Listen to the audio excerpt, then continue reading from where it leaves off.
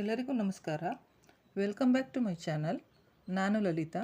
Season ಬಂದರೆ ಸಾಕು, ಯುಗಾದಿ ಹಬ್ಬದ ಸಂದರ್ಭದಲ್ಲಿ ಮಾವಿನಕಾಯಿ ಚಿತ್ರಾನ್ನ ಮಾಡುವುದು ಸರ್ವೇ ಸಾಮಾನ್ಯ. ಇವತ್ತಿನ ರೆಸಿಪಿ ಕೂಡ ಮಾವಿನಕಾಯಿ ಚಿತ್ರಾನ್ನ, ಮ್ಯಾಂಗೋ ರೈಸ್. ಸಿಂಪಲ್ಲಾಗಿ ಹೇಗೆ ಮಾಡೋದು ನೋಡೋಣ ಬನ್ನಿ.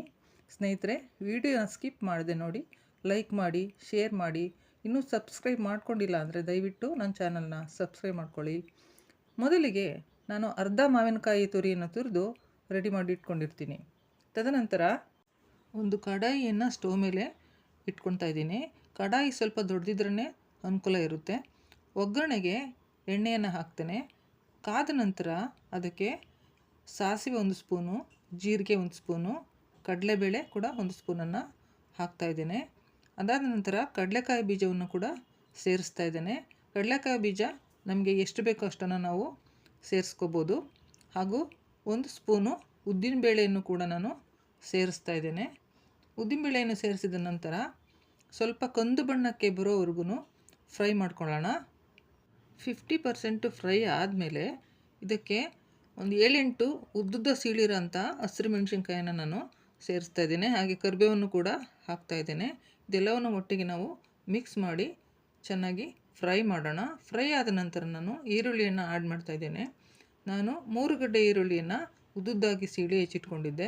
ಇದನ್ನು ಕೂಡ ಚೆನ್ನಾಗಿ ಮಿಕ್ಸ್ ಮಾಡೋಣ. ಇದೆಲ್ಲ ಮಿಕ್ಸ್ ಆದ ನಂತರ ಸ್ವಲ್ಪ ಫ್ರೈ ಆಗಲಿ. ಕಲರ್ ಚೇಂಜ್ ಆದಮೇಲೆ ಇದಕ್ಕೆ ನಾನು 1 ಸ್ಪೂನ್ ಅರಿಶಿಣ ಹಾಕ್ತಾಯಿದ್ದೇನೆ. ಹಾಗೆಯೇ ರುಚಿಗೆ ತಕ್ಕಷ್ಟು ಉಪ್ಪನ್ನು ಸೇರಿಸ್ತಾ ಇದ್ದೇನೆ. ಉಪ್ಪನ್ನು ಬೇಕಾದರೆ ನೀವು ಕೊನೆಯಲ್ಲಿ ಕೂಡ ಇನ್ನಷ್ಟು ಟೇಸ್ಟ್ ಮಾಡಿ ನೋಡಿ ಹಾಕ್ಕೋಬೋದು. ಈಗ ಸದ್ಯಕ್ಕೆ ನಾನು ಚಿಕ್ಕ 2 ಸ್ಪೂನಲ್ಲಿ ಹಾಕ್ತಾಯಿದ್ದೇನೆ. ಸೊ ಇದನ್ನೆಲ್ಲವನ್ನು ಚೆನ್ನಾಗಿ ಮಿಕ್ಸ್ ಮಾಡೋಣ.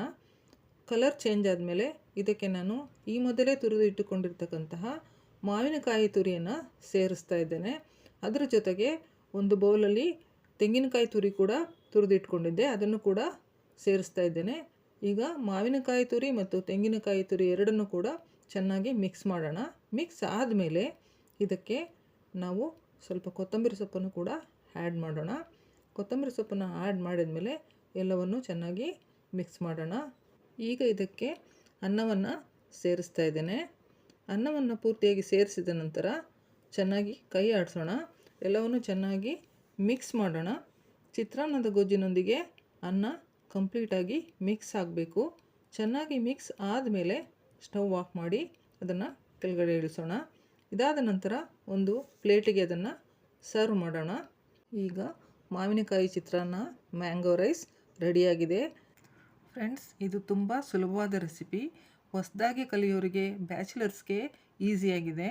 ಮನೆಯಲ್ಲಿ ಟ್ರೈ ಮಾಡಿ ನೋಡಿ. ವಿಡಿಯೋನ ಕಂಪ್ಲೀಟ್ ನೋಡಿ, ಕಮೆಂಟ್ ಕೂಡ ಮಾಡಿ. ಹಾಗೆ ವಿಡಿಯೋ ಇಷ್ಟ ಆದರೆ ಲೈಕ್ ಮಾಡಿ, ಶೇರ್ ಮಾಡಿ.